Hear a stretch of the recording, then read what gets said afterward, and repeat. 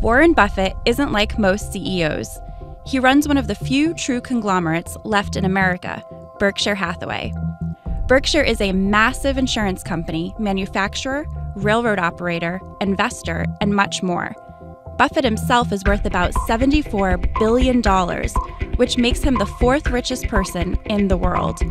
Yet he lives in Omaha, Nebraska, not some fancy coastal mansion. But one of the biggest things that sets Buffett apart is that he doesn't always play by the same rules as the other guys, and nobody really questions him. There's good reason for this. Buffett has delivered a nearly 2 million% stock price gain since he took over Berkshire 50 years ago. Plus, he's got this folksy image that adds to his aura of trustworthiness. But Buffett turns 87 this year, and so lately there's a lot of talk about what Berkshire will be like without him. You can count on one thing.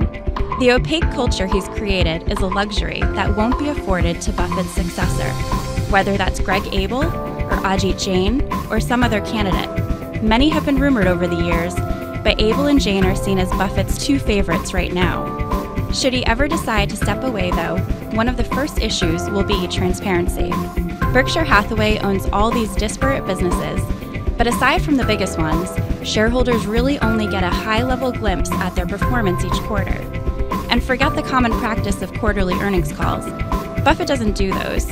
It doesn't really bother investors now, but they'll demand more from Buffett's replacement.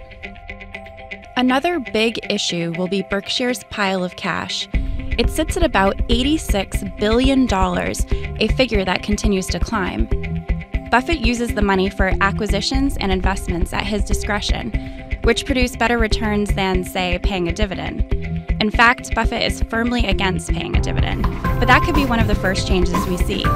Berkshire may very well pay out some of its cash to shareholders under the next CEO to appease wary investors. It could look like a very different company in those respects, but that's not necessarily a bad thing.